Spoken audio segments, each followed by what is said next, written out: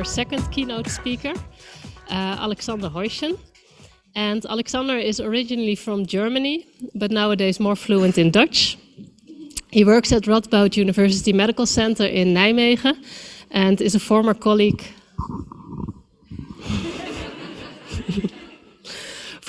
of Roland Esmee and me. And Alexander and his research group use the latest genomic tools to identify rare disease genes, and he has found many in his career so far. He was the first to identify a novel disease gene by applying whole exome sequencing and using a de novo mutation strategy.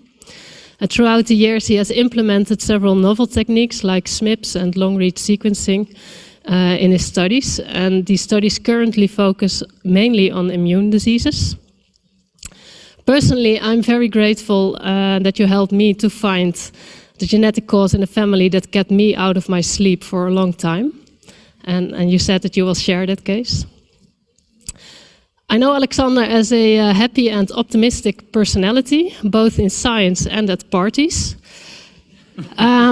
We have invited him here to share his knowledge and expertise with you, but also to show him how interesting the field of childhood cancer is and how nice the people in this field are, so act like that.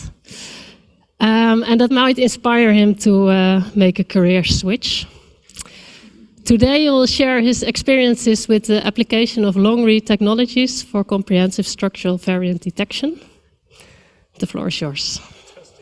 Thanks so much for the very kind words. To be honest, I just made this little career switch from rare diseases to more immune-related diseases, so I'm not exactly sure. I'm very impressed by the center here and the nice tour you gave earlier, but I'm not exactly sure whether I'm ready for yet another career switch, but we'll see. Nevertheless, it's wonderful to be here. Great to see people live and not just behind the screens, so that's on its own already super nice, but yeah, thanks so much for the kind invitation. To meet all of you in person. We are there for the talk, wonderful. So as you just said, indeed, I was asked to share some of our experiences of the last mainly 2 to 3 years about a variety of long-read technologies. And the applications are really for rare diseases. For the vast majority, it's rare diseases that are due to germline mutations. So if you have very complicated leukemia questions, childhood cancer questions, I may not be the right one. But if it's more on technology, I hope I can show you some stuff that is also useful to your own work.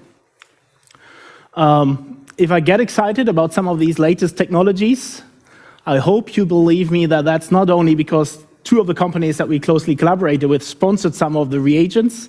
I truly believe the technologies itself are really cool, and hopefully that comes across. And this is not the only reason. So what I'll try today is give you quite some detail about optical genome mapping, or next-generation cytogenetics, as we also tend to call it. I think that really is causing a new revolution for cytogenetic technologies and cytogenetic insights into rare diseases. So I brought 4 vignettes on that topic. But then in the last third of my talk, I'll also talk about long-read sequencing. So, and we're using the PacBio platform for that, and I'll show you some data. Again, applications towards rare diseases. I'm also standing here on behalf of our technology center, where we have all these machines that produce the data that I can share today. In the picture, you see the head of our technology center, Marcel Nelen, close colleague of mine. So let's start on optical genome mapping. Originally, many years ago, I was trained in a cytogenetics laboratory, and I deeply admired what my colleagues were able to do. Just by looking at stained chromosomes, they recognized the chromosomes, and some that also have this magic skill, maybe in the room, I still consider it a magic skill because I really was not good at it at all.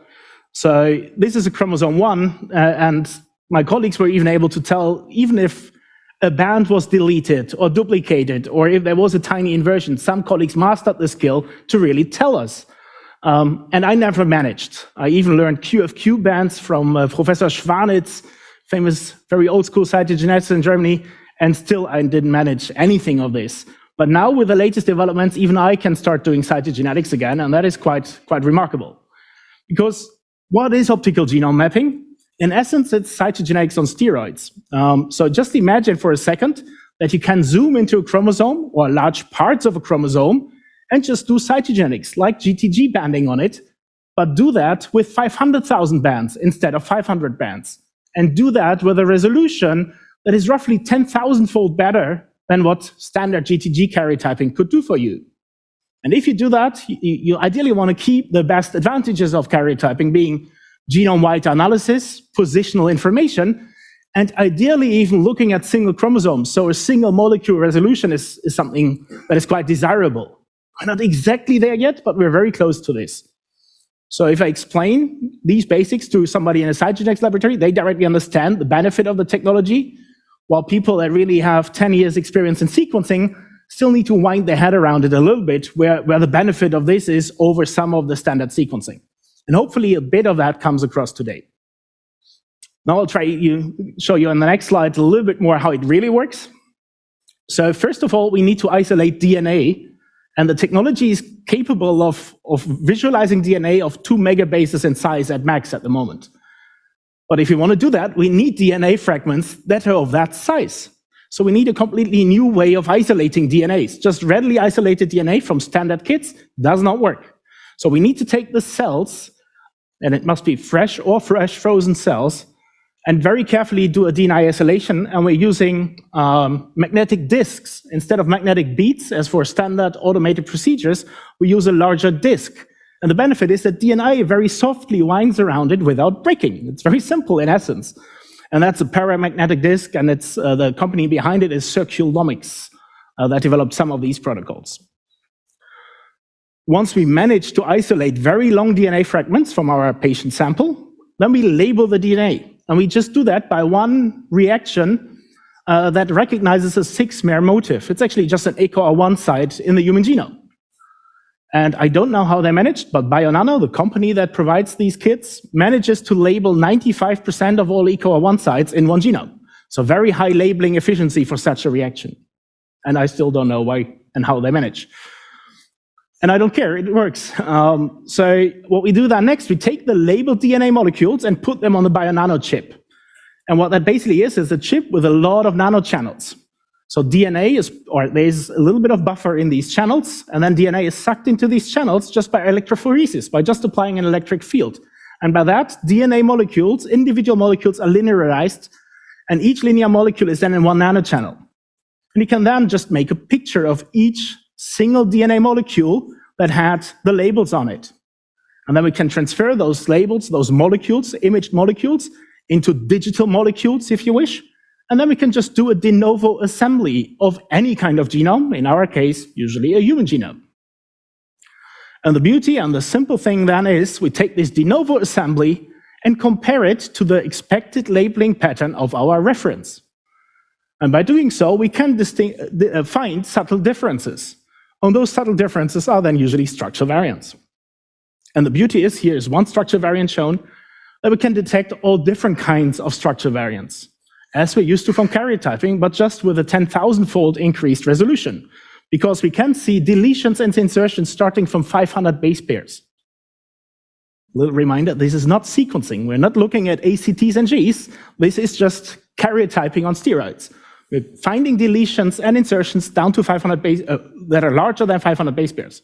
But nice enough, we can also find copy number variants, tandem duplications if they're large enough. And importantly, and different from what arrays could always do for us, we can also find balanced aberrations, such as translocations and inversions. And there were several talks already on leukemia. Obviously there, it's very important to find balanced translocations accurately.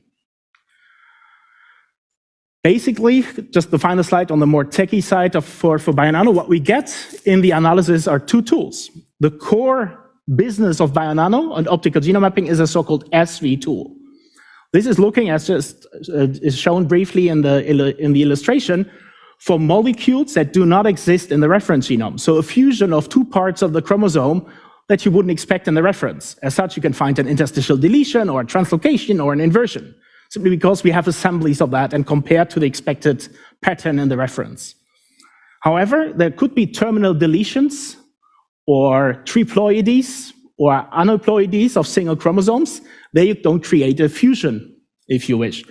And there we have a backup tool. We just use a coverage-based algorithm to find CNVs in addition, so largely to recover some of the events where you don't have a fusion molecule. And you just get it for free as a second algorithm. And in most cases, if you have a large interstitial deletion, both algorithms, both tools even call the same event. So that's similar to how SNP arrays were used over years by having a B allele frequency call and a copy number call for the same event. It's actually quite nice. One more summary on what we really can do here. The 6-mer we label is the CTT-AAG. That is non-randomly distributed in the human genome, but on average we see 16 labels per 100 kb. So that means the label distance on average throughout the genome is 5 or 5.5 kb. The pixel size, if you take the images, is roughly 500 base pair in size. But even if the distance between two labels shifts by 1 pixel, we can already start detecting that. And that is giving us the resolution, roughly speaking, of 500 base pairs for an insertion or a deletion between any two of the labels. The average molecule size is 250 to 300 kilobases, so completely different ballpark than what we're used to from sequencing. And the longest molecules we see in one experiment are up to 2 megabases in size. Usually, if we apply this technology, we use that for germline structure variant calling. Then just 80 to 100-fold coverage is sufficient to perform a de novo assembly and comparison. But if we want to use it for somatic structure variants, such as in cancer or in leukemia, then we can go up in coverage to 300 or 400x coverage. And by now, there is no novel modules released. And for the same price, we can just leave the instrument on a little bit longer and even produce coverage up to 1500-fold. And we see a linear increase with sensitivity for somatic events. So that's quite nice. For those that have never seen data from Bionano and optical genome mapping, this is one of the outputs that we can quite easily see. So it's a circus plot where the outer ring is showing us the ideogram-style chromosomes of the human genome. And then the inner track is showing us the SVs. And in this case, we already filtered just for the rare SVs genome-wide. Genome-wide, rare or private events are roughly 30 to 50 per sample. So all of those are depicted in this inner ring. And once we click on each of those dots, we're guided to the respective SV call. Then the further ring is showing us a CNV track. And for those that carefully look at it, you can already spot something here on the sex chromosomes.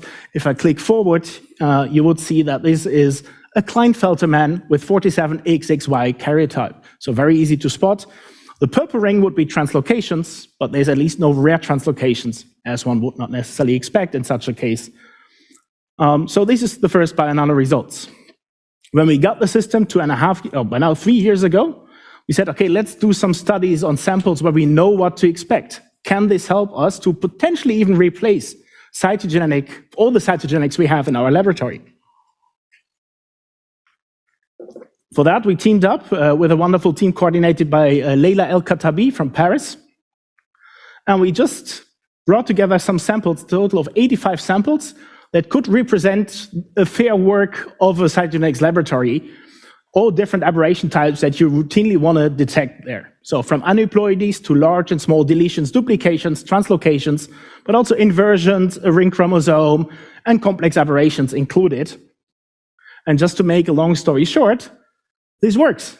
We saw 100% concordance for all the previously known clinically relevant aberrations just by using the standard tools that Bionano provided. So first, good insights. Just to give you a flavor for that, here we had a case with a balanced translocation. And what you then see is this is the blue and green bar in the middle. Oh, this is not so easy. The bar in the middle is the de novo assembly of this genome.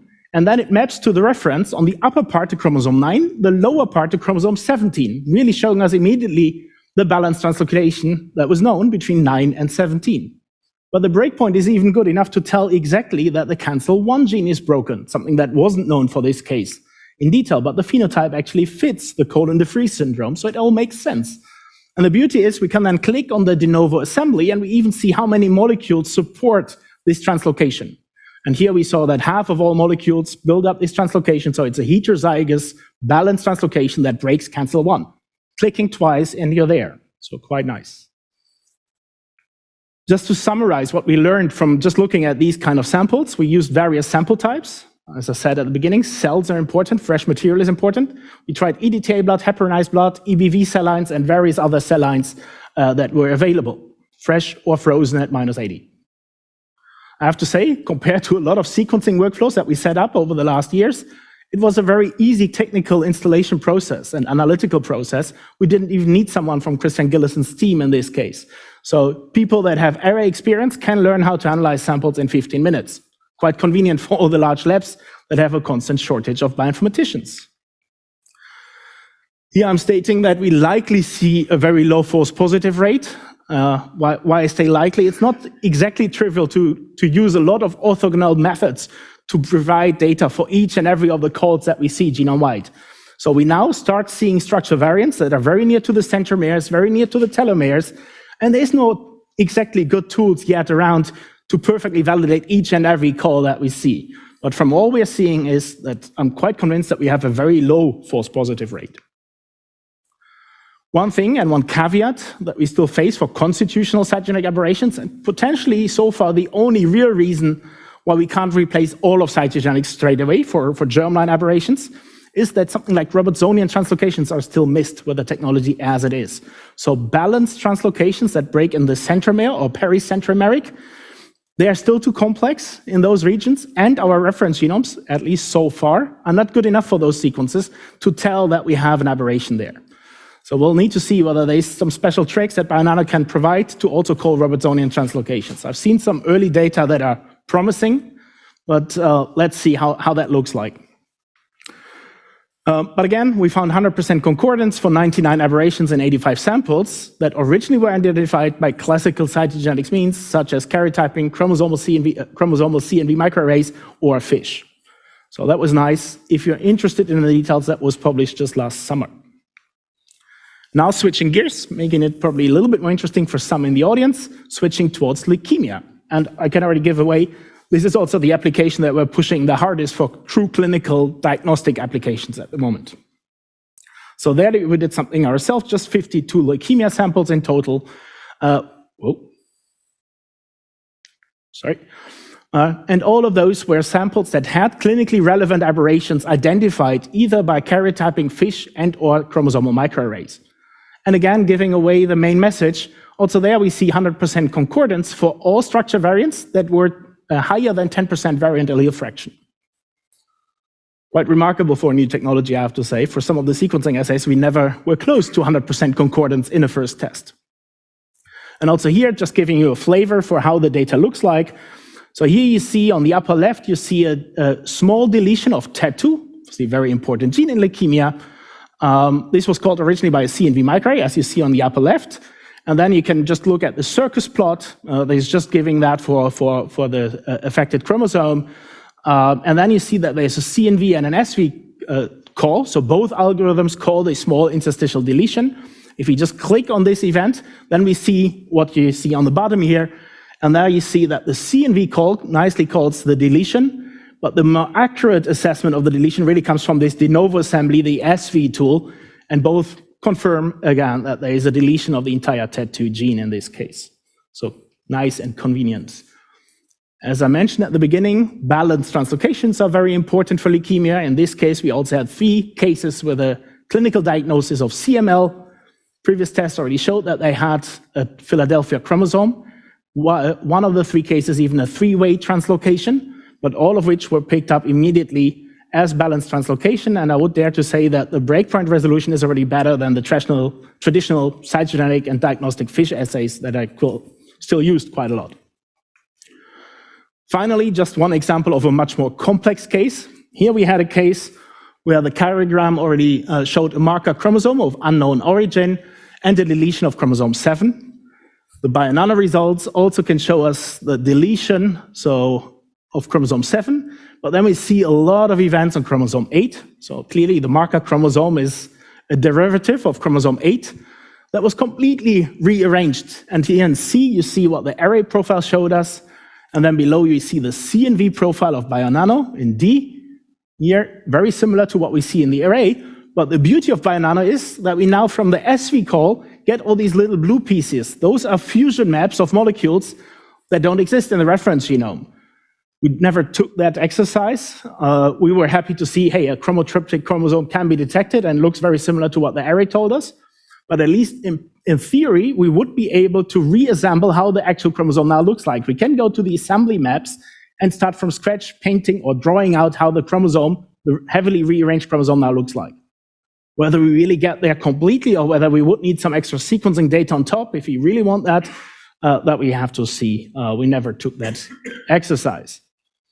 Trying to just give you the brief vignette and summary for the leukemia part, 52 samples were done, of which 36 were simple cases that had 5 or less aberrations, and 16 were complex cases. Good news, we had 100% concordance for all simple cases immediately. And again, a very likely low false positive rate, very convenient. For 15 out of 16 complex cases, we also had full concordance. But in one case, we missed 3 out of 11 aberrations, and all of which were just called by the array in the range of 10% variant allele fraction, maybe a little bit lower than that. Those we missed, but these data are 2.5 years old or 2 years old. I'm pretty sure if we would now repeat it with the latest software, we would find all of those. More importantly, a lot of the complex cases had aberrations that we never anticipated. They were much, much more complex than we thought from the array and from the karyotyping itself. And I would dare to say that this optical genome mapping is closer to the true underlying biology, simply because we connect a lot of the deletion, duplications, gains, and losses via translocations, and we all get it with one platform, one technology. And I dare to predict that if we continue to apply that to hematological malignancies in particular, and push that towards the clinic, that I think the next years will deliver a lot of novel translocations, potentially novel fusion genes that so far remain cryptic or undiscovered, simply because technologies were not ready and right for that yet. And I think some are really enriched in very difficult regions of the genome where genome sequencing, despite all the amazing efforts, never picked them up. So I think there this technology can really play a big role in the future.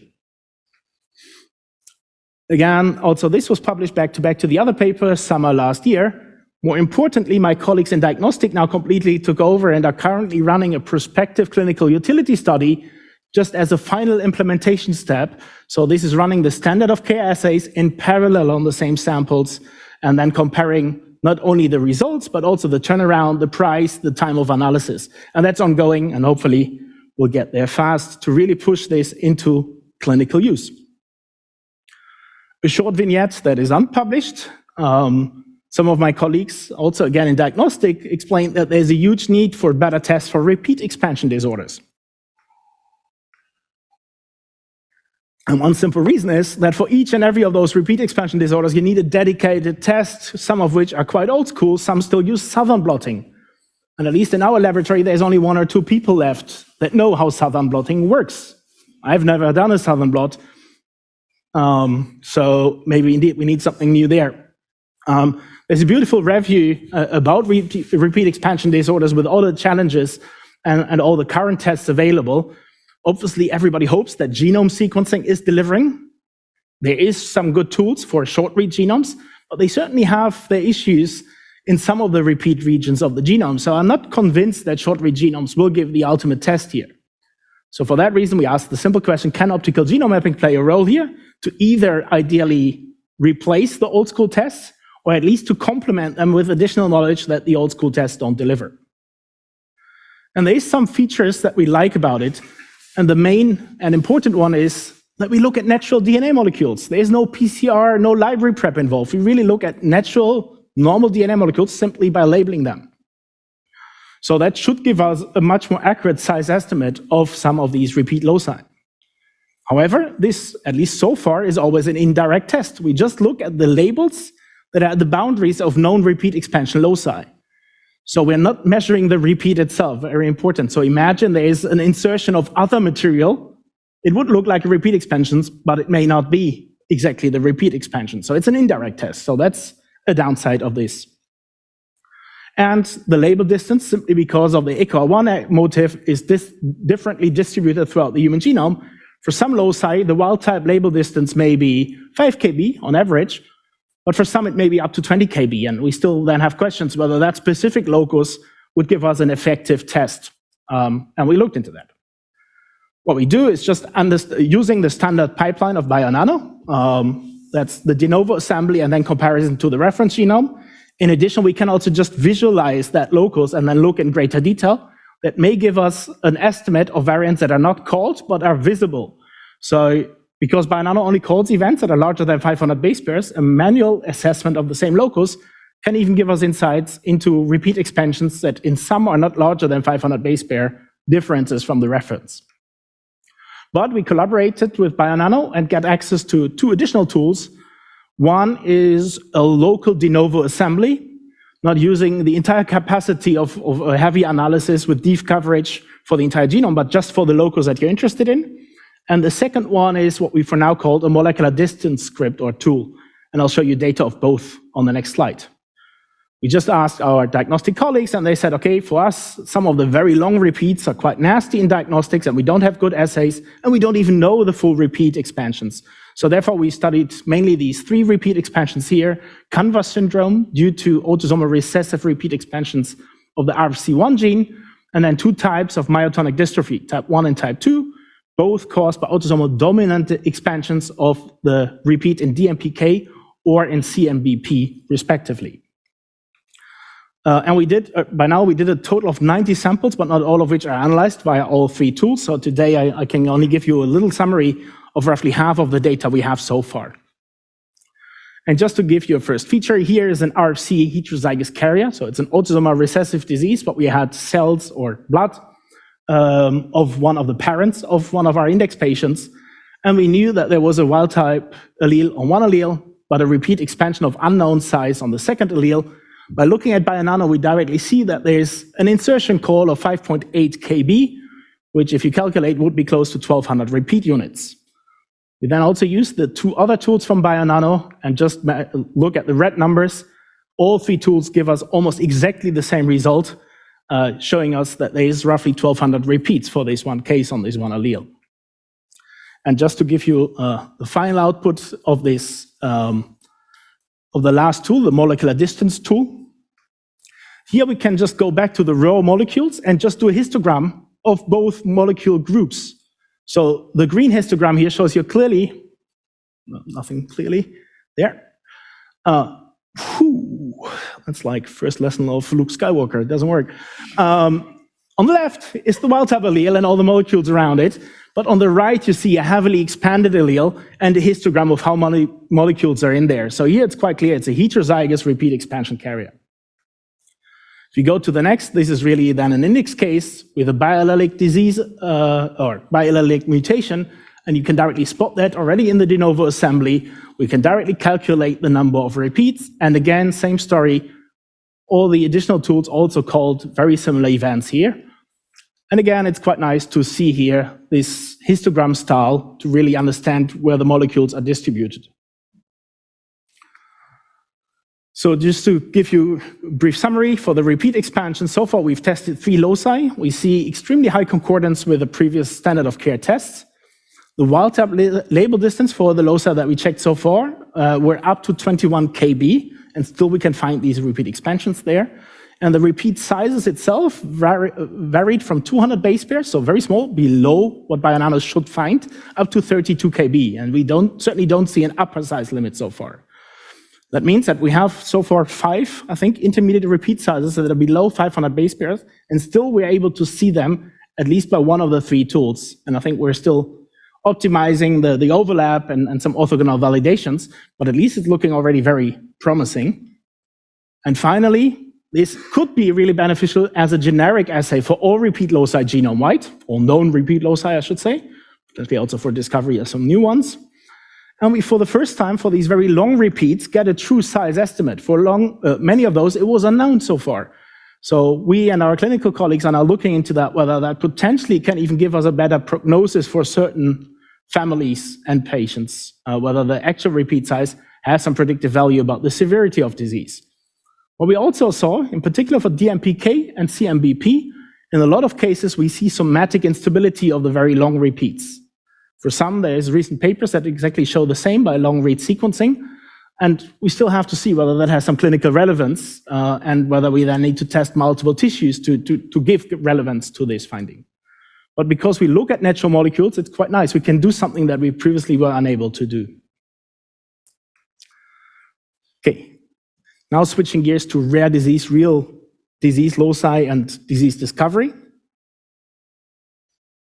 And of course, as you briefly mentioned already, I couldn't resist to show one case that we did in collaboration with our friends here in Utrecht.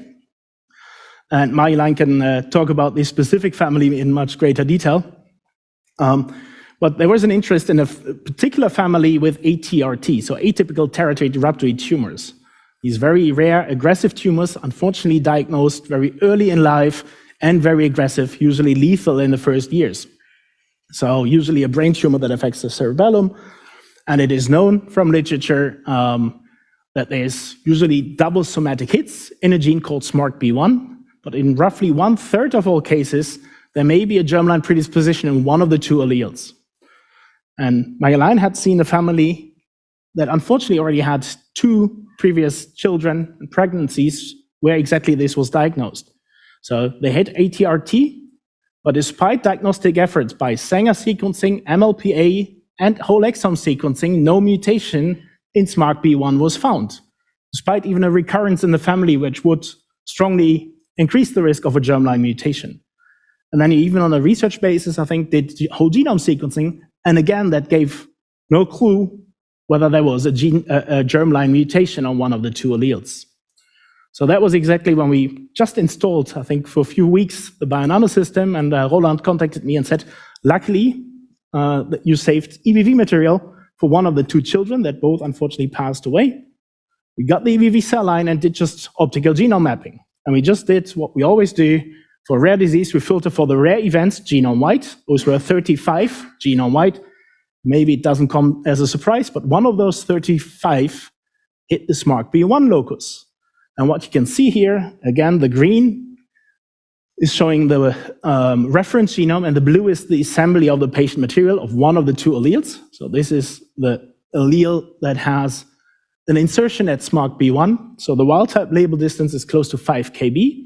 But in this particular sample and case and patient, it was 2.8 kb extra material inserted. And again, we could, after the de novo assembly, click on how many molecules support that event. So we were pretty sure this must be a germline event. And most likely, this is the so long hidden germline mutation in this one family. From Bionano, we are spoiled by sequencing. We didn't know exactly what was inserted. That's the only thing that we're spoiled by sequencing. We didn't know the sequence of the inserted material, and we didn't know the exact size of it, and we didn't know the exact location because of the resolution of Bionano. So we only knew it must be in the range of 2.8 kb, somewhere between introns 1 and 3. So Mariangela did quite some efforts to do locus-specific research on that locus to understand what was inserted. At the end, we decided together to just do a single smart cell PacBio hi-fi sequencing. So I'll get to details of PacBio sequencing later, but this is accurate long-read genome sequencing, and then we can just live with 8-fold genome-wide coverage because we knew exactly where to look at. And then we had a locus here with 6-fold or so coverage, and 3 reads supported an insertion at this event, at this locus. And 3 reads supported an insertion of exactly 2,763 base pairs. So surprisingly, Bionano was pretty accurate in their prediction. But now by looking into the sequence of these 3 insertion reads, we also understood why we couldn't easily figure it out earlier. And you see just one of the reads still here, a lot of green A's here. So that's one side of the inserted material. That's a poly A tail. And by now we know it's an SVAE retrotransposon that jumped into that part of the genome of this index patient. And they are nasty. They have ALU elements, signed elements, VNTRs in the middle, so they're super, super repeat rich and are very difficult to map by other technologies. And they're even difficult to PCR over, we now know. So no wonder that we missed it originally. Then you did an additional great effort to also prove that this insertion that happens in an intron 2 of this gene, that leads to a splice defect on RNA. So that really came nicely together. So this really was then the final effort that showed that this was the so long hidden germline structure variant in this one family that gives the predisposition to ATRT.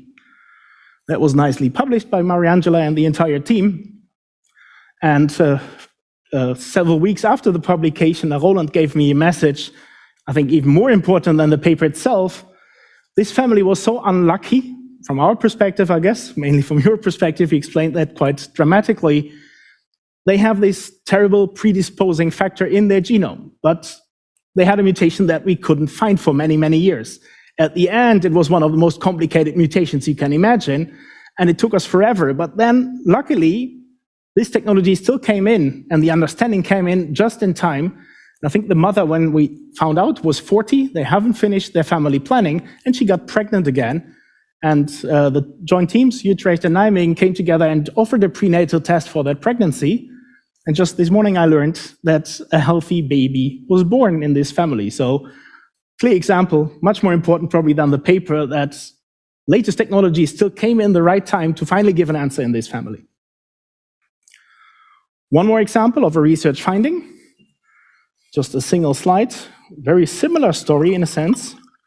Here we collaborated with our blindness genetics group, and they worked on a specific form of blindness in a family that they already studied since the year 2000. And since 2003, simply because the genotype-phenotype correlation for this specific form of blindness is so strong, there's only one locus known, CHM, with the CHM gene.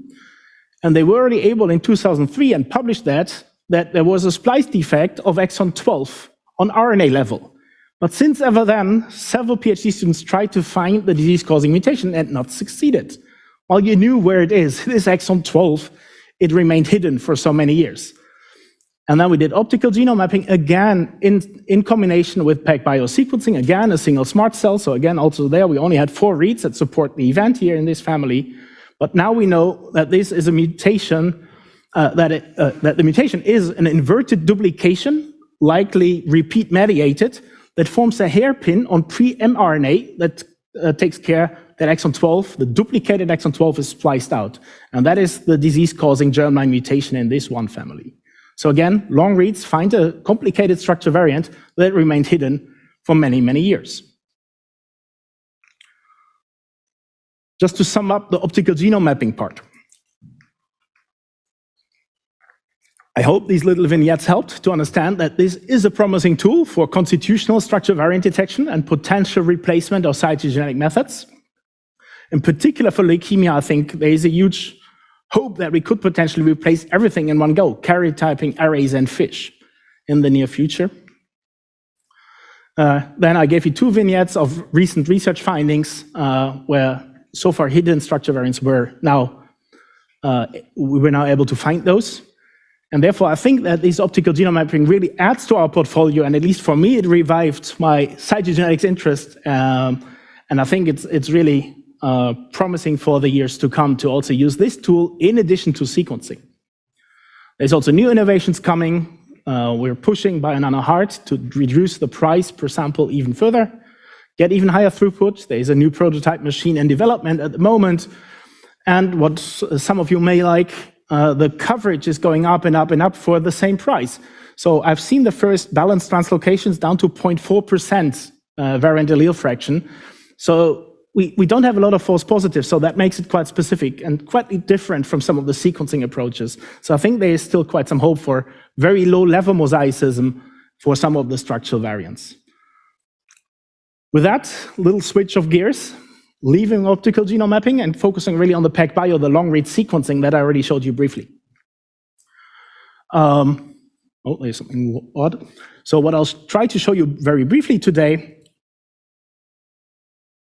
is one study where we looked at 8 patient-parent trios with unexplained severe intellectual disability, where we did all previous tests and now performed deep coverage, high-quality, hi-fi genome sequencing.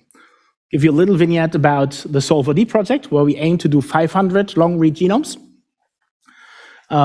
We also use it, and the 2 examples that I've shown you already gave you a first example, how we can use it for rare diseases.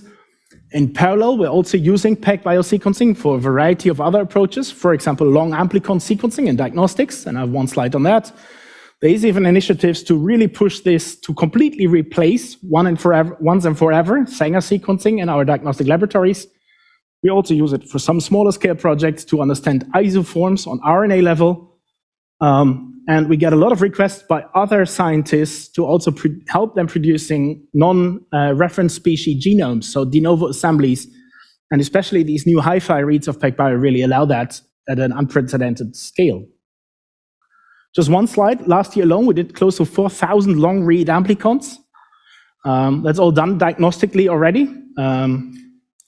For some of you, HLA are notoriously difficult regions of the human genome. I don't show you any data on that because even there I don't understand the alleles itself. But there, long-read sequencing is really a much advanced tool. For some in the audience, you may recognize that we did a small amount of PMS2 samples. You know better than I that half of the gene is extremely homologous to its pseudogene, notoriously difficult to sequence that gene completely.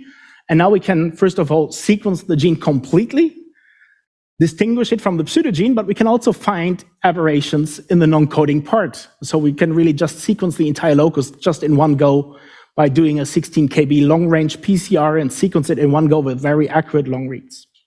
And we do so for other genes. It's not a surprise. A lot of those genes are in the complicated regions of the human genome, usually have pseudogenes and are really notoriously difficult by other means. So now we get access, much more accurate tools and diagnostics for some regions that remain so difficult so far. Then in total, this is the increase of smart cells, so sequencing runs we've done just in the last 3 years. And for human genetics department, quite surprising, 2/3 of all data are produced for non-human genomes. For whatever reason, we got popular at some natural science museum that really have still some species that they don't understand and where they want a reference genome. We also got popular in Wageningen, the famous university just down the road, that is big in plant and animal research. So also they approached us and asked for sequencing service just to understand non-human species better. So that's all enabled by these technologies. But for today, I'll focus certainly on the genomes that understand a little bit better, the human genomes. So what we've done here, and we've done that same trick for almost every new technologies that we got in our hands in the last 10 years. We usually use severe intellectual disability as a good model disease. We select patients just from the Dutch population that are from the assumed outbred population, and it's usually a sporadic disease, so a single index patient in those families. For those diseases, we by now know, we and others have shown that several times, that de novo mutations, so new mutations that occur in spermatogenesis or oogenesis, are the most important cause of disease. And we can now sequence not only patients, but patient-parent trios, so include the healthy parents to directly see de novo mutations in the data. The cases that we used here are all negative for CNV microarrays, exome sequencing, and even genome sequencing. So we thought, okay, finally we should do a better test and find de novo mutations in them that we have missed so far. Even if you're not interested in intellectual disability, there are some lessons that are quite attractive about de novo mutations. First of all, for a technology group, they are a great challenge because a de novo mutation in the child looks identical to false positive in the child. There's no way of distinguishing that. So if you don't have a good technology, you overcall de novo mutations by several orders of magnitude. So you need an accurate technology. If you find too many de novos, you already know that your sequencing is not good. Furthermore, I think de novo mutations reduce the search space. So whenever your hypothesis is correct that the disease is caused by a de novo mutation, and we quite often miserably fail, that hypothesis is not always true, but if it's true, it's becoming a trivial test. We just need to sequence the child and the parents, subtract all the rare inherited events, either in the exome or in the genome, and we're just left with a much smaller amount of de novo mutations. And my prediction for the future is to understand the non-coding space of the human genome, that in particular de novo structural variants will tell us very important lessons how the regulatory regions of the human genome work. So we need accurate long-read genomes to really do so.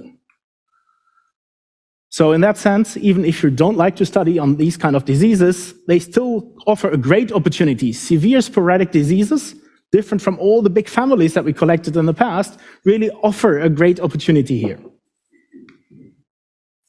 So again, all tests done previously. If we now would do genome sequencing and do our utmost best, even in more selected cohorts, we only solve 62%. So there's still a lot of cases, 40 or in some cases many more, that are unsolved.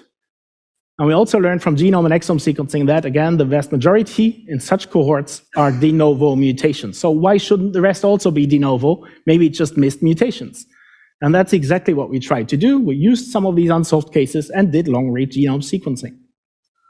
We already did so 3 years ago or so, only published last year, on the first version of PacBio genomes. On the smaller machine, it was terribly expensive. And the very disappointing news is we did that at that stage for 5 trios. I think we spent more than 100,000 euros on that, and we found nothing. Not a single case was diagnosed. So very expensive experience, but at least we learned a lot about the human genome. We, similar to others, we found out that there's more than 25,000 structure variants that are larger than 50 base pairs in each and every genome, and 80% of those are missed by Illumina sequencing and other short-read methods. So yes, we find many more variants that remained hidden so far, but none of which, in these cases, was so far disease-causing. We then got the upgrades of the system, Sequel2E. We by now have 5 of those sequences, much more capacity, still very expensive, but a little bit more affordable. So we repeated that trick for 8 trios. And we did very high coverage, and by now the sequencing has become better. PacBio is now providing what is called hi-fi genomes, high-fidelity genomes. What that means is we create reads that are 20 kilobases in size, 20,000 base pairs, but each of those molecules is read 10 times or even more. And the sequencing error rate is still significant, but it's completely random. So whenever we read a molecule several times, we reduce the errors almost to 0. So we now can generate reads that are higher in quality than Illumina, and they're 20 kb in size. So that's why they're marketed now formally as hi-fi genomes. So what we do for those 8 trios, we did all variant calling genome-wide with a strong focus on de novo mutations on all variant levels. But in addition, we also did a genome assembly and phased de novo mutations, for example. And just on a single slide, I'll show you what we find in a single genome. These are the variants that we see in each and every of those genomes. These are the average numbers, but they're very consistent, at least for European descent people that we compare to the reference genome. We find a little bit more than 4 million point mutations, SNVs, single nucleotide variants. We find close to 1 million indels in the range from 2 to 20 base pairs in size, and we find more than 50,000 structure variants that are 20 base pairs or larger. And I already can tell you now, from some orthogonal validations, those must be accurate numbers. I'm pretty sure that they are very close to true biology. As we had patient-parent trios, we just subtract all the rare events that we see in mom and dad, and then we're left with so many de novo candidates. 84 point mutation de novo candidates, 10 indels, and 7 structure variant de novo candidates. I can already tell not all of the latter are true, but some validations are still ongoing. So probably point mutations are largely true, but structure variants are overestimated still. Probably there is not more than 1 or 2 in every genome that we see currently. This is just giving you some flavor for how these mutations look like. For these very same samples, we have Illumina high coverage genome data. This is a de novo heterozygous call that you see in the middle, nicely phased to a homozygous SNP on the left. And these are the genome data of the same child by Illumina. And there we already see there is the G present, but the G is present in part in some reads that don't map perfectly. Those are the white reads. Some that looked in IGV in more detail, we recognize those. So this was not sufficient to get a call in Illumina data. From the PacBio data, the long reads, we can map much more confidently, and now we are sure this is a true de novo heterozygous variant in this case. Just looking at all de novo point mutations, and we focused quite strongly on those because people were very critical whether long reads are ready to find point mutations. We find a total of 672 de novo mutations across the 8 trios by long read sequencing. And if you then go back to the Illumina data and do extra lenient variant calls, just to be inclusive, we find a little bit more in those. What we then overlap both data sets, just to understand how good long reads are already, we see that 92% of all de novo candidates in the long read data are true, are also confirmed in Illumina data. If you do the concordance the other way around, there is more false positive calls in the lenient calling for Illumina data. And reassuring, or again disappointingly, there is not a single new de novo mutation in the coding sequence that we found by long read sequencing. So we were naive and hoped one of the so low covered exon 1s or so may have a de novo mutation. Not so far. There's an additional advantage. By the long reads, we have full phase, or almost full phases now, so we can directly look into the parent of origin, on which of the two alleles did the de novo mutation occur. Something that's only possible for 20% of Illumina reads, or 20% of Illumina mutations. Here we can do it for almost 100%. So look into the validations in a greater detail. There is a total of 54 long-read only de novo mutations, some of which end up in very complicated regions, very repeat-rich. For example, close to the centromeres, close to the telomeres, in other repeat regions, segmental duplications. So it's not trivial to make primers for those regions. We succeeded for roughly half, validated all of those. The vast majority, 20 out of 23, are true variants, but half of those are true but inherited. So we undercode the genome of the father or the mother, but 9 out of 23 are true de novo mutations that are long-read sequencing only. Again, none of those is explaining disease, but we find mutations that standard high-quality Illumina genomes do not find. If we do the trick the other way around, there is some mutations that are Illumina only. There, the disappointing news is some Illumina only, or some are true, 12 out of 38. Again, similar scenario. Some are true de novo, some are true but inherited, but the vast majority of Illumina only variants are simply false positive calls by a lot of validations. Now moving a little bit here, this is one of the SNVs that is PEG-bio only. In this case, it's a somatic mutation, a somatic de novo mutation, so a post-zygotic de novo mutation in the child. And this is just showing the beauty. Actually, you can't even see it in this plot quite easily. But if you do the haplotyping, get full phases of the respective alleles, we can directly tell that there's a third allele popping up.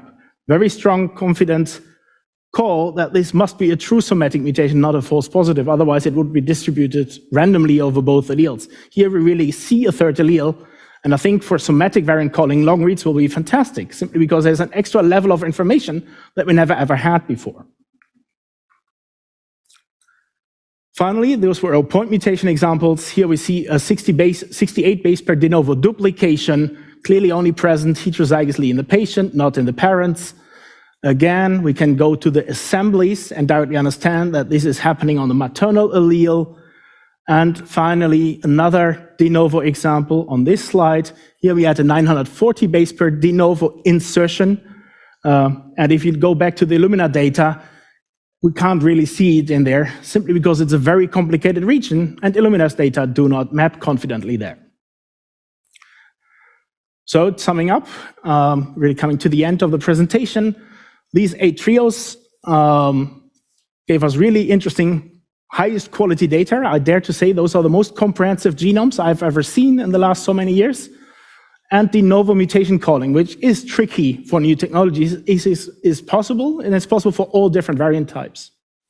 Comparison to Illumina data shows us that even point mutations are largely true, even a little bit more than Illumina itself.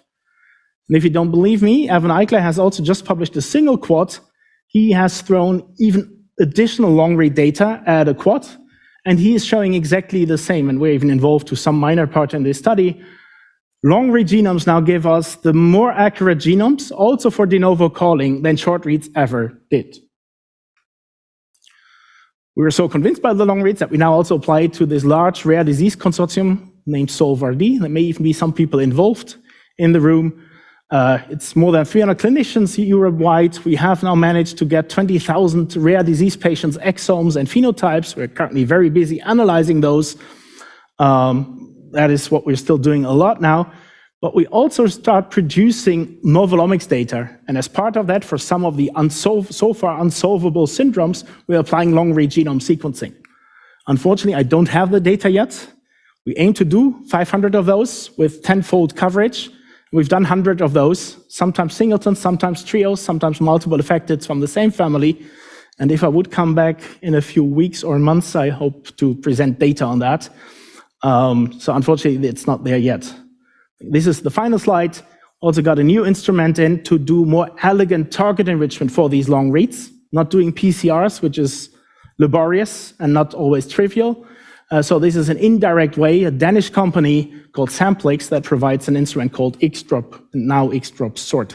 So we're currently testing it and hopefully use that also for additional long read sequencing. So this is really summing up the hi-fi part. I hope you got excited despite the fact that we didn't solve diseases yet with these data, or not these particular cases. At least some of the research examples where we did combined optical genome mapping hi-fi are really nice and show that these technologies are complementary. So in that sense, I would like to end by saying that the long-read revolution has only started now, and that was extra emphasized yesterday when a big bundle of papers was released in the Science magazine. That is from the Telomere to Telomere Consortium, the first truly finished human genome, finally 20 years after it was announced. It's finished now, all done with long-read technologies, and I think we'll really start using genomes in a much, much improved way by really producing high-quality genomes in the near future. With that, I'd like to thank you for your attention. Also by thanking my colleagues and collaborators. Tuomo and Cornelia did a lot of the optical genome mapping work, amazing team in France that we collaborated with, and many other colleagues that helped with all these studies. So thank you very much, and I'm still very happy to take questions.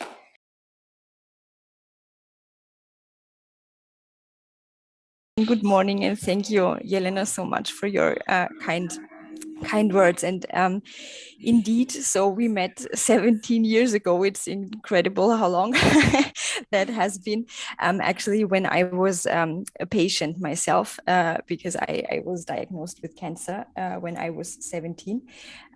Yes, and since then I have been active as a patient advocate on the national level in Austria, but also, as Jelena already said, on the European level as managing director now since January of CCI Europe.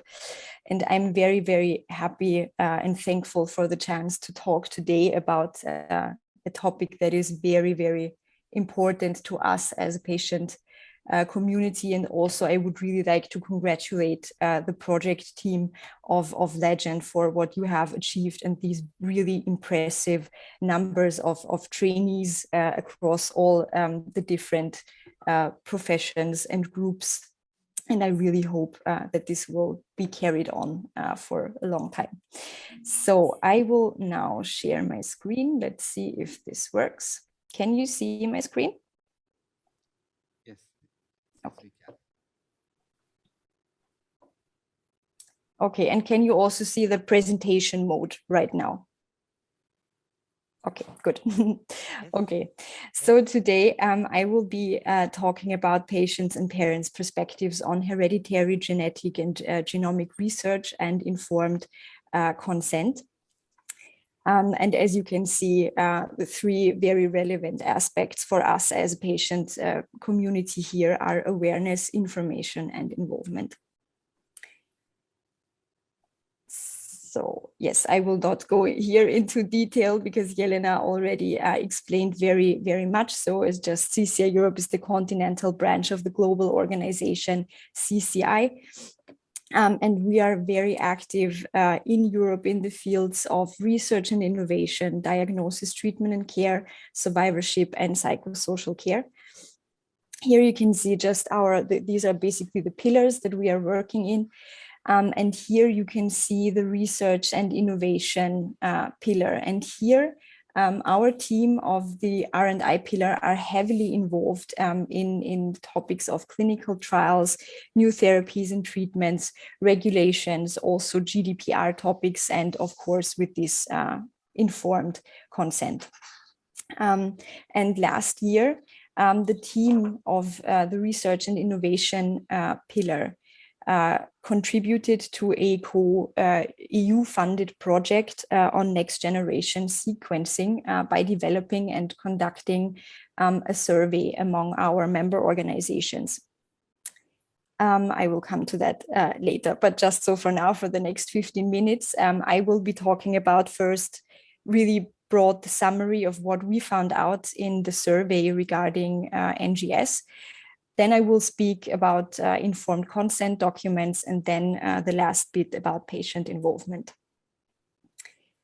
So coming back to the NGS survey, as I said, last year we conducted this survey that arose from the EU-funded project called Instant NGS 4P. the aims of the survey were to address the current level of knowledge on what NGS means, on the advantages that it has, and which concerns might arise among the patients. We had the overall aim by the results to evaluate the educational requirements and rights of the patients and parents to receive the results of NGS analysis in an appropriate format, and also the rights and requirements of the former childhood cancer patients to be informed about an earlier NGS analysis. This survey was sent to all of our member organizations in Europe, which at that time was 65.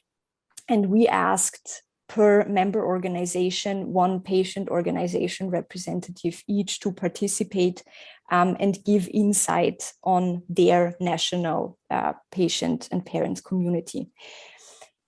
Certainly a limitation was a quite low response rate of 15 replies, which is indeed, it was surprising also to us, because usually we have higher response rates when we are sending out surveys or questionnaires to our members.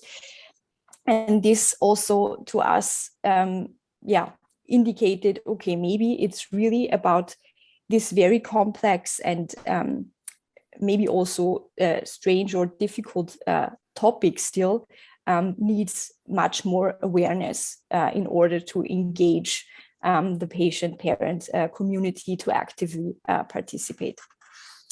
Nevertheless, the insights have been very interesting to us, and we found out, or the patient organization representatives that replied indicated that they feel insufficiently prepared to advise or help patients and their parents regarding NGS, even though they are aware of the importance of NGS and also already got requests to advise and help patients and their parents when it comes to NGS.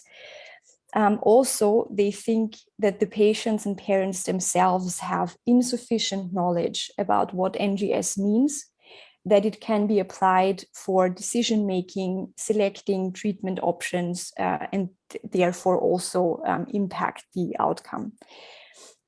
As well as they assume insufficient knowledge among the patients and parents regarding the consequences that the generated data and the data security that lies behind have.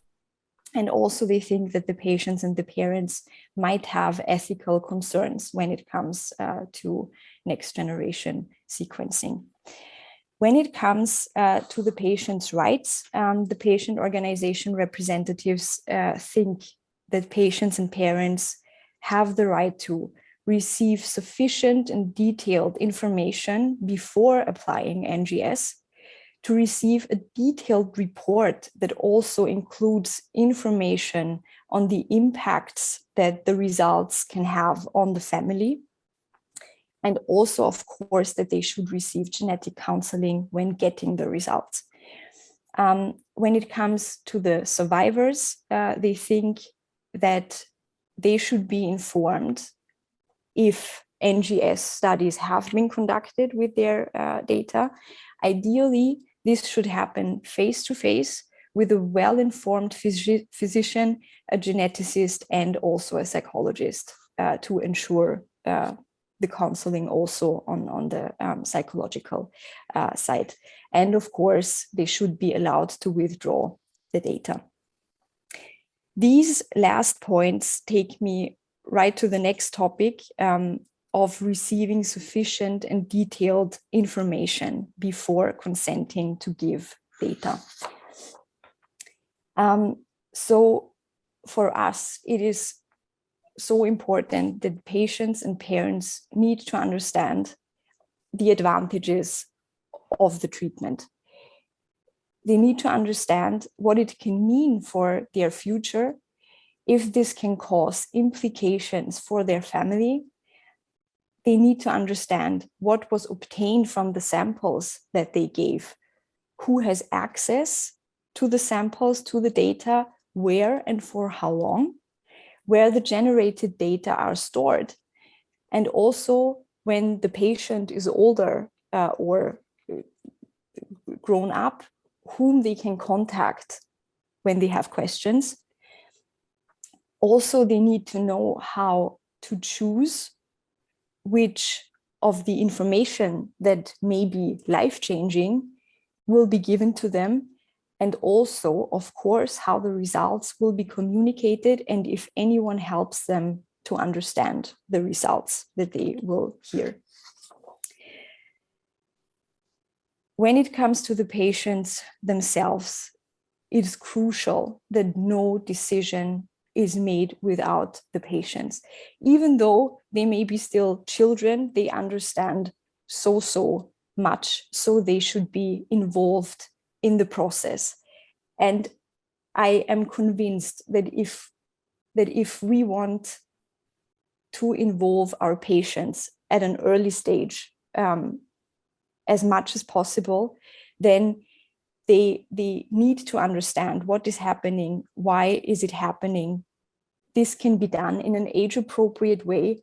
And I'm convinced that if we start doing this with all of our patients, then these young patients will, or these children will become young patients with a high health literacy, and they will become young patients, young adults who are empowered to take an active role in their own treatment and health management. So experts should explain to them in an age-appropriate way what is happening, why is it happening, what does it mean for their life. And ideally, this would happen in multi-professional consultations that are involving maybe also nurses and psychologists. And then, of course, they have the right to receive the same information as their parents do. They have the right to ask questions because it's their body and because it's their future. So then sometime the patient will turn 18, and then we have, of course, the topic of reconsent. So first of all, the grown patient has the right to be or should have the right to be automatically informed in case their parents signed an informed consent on their behalf. They have the right to know that their data are out there. They have the right to know who has their data, where, and for how long. They have the right to get the information, whom to contact, the right to get the same information by a well-informed professional, receive the same information that their parents got back then, so that they can, well-informed, reconsider the consent that their parents gave. They have the right to withdraw their data, and also the right to choose, again, which information will be given to them, because they have the right to know, but if they choose, then they also have the right not to know. And then reality kicks in and we come to informed consent documents. And the more I dive into the topic of informed consent papers, the more often I keep asking myself, whom does it serve and whom should it serve?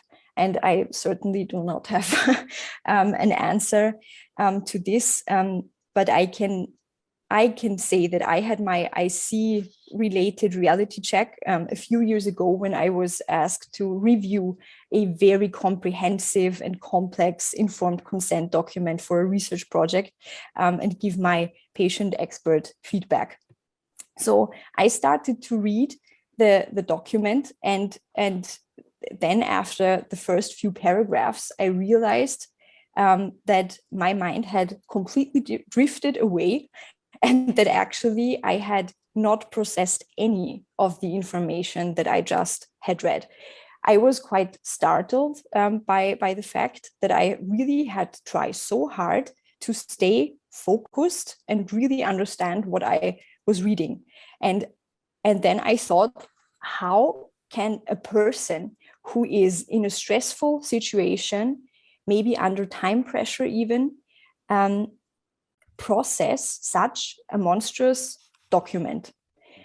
If even I, who has been working in the field of pediatric oncology as a patient advocate for more than 10 years, and who is not in a life-threatening or stressful situation anymore while reading this document, while even I can hardly take in everything that I'm reading.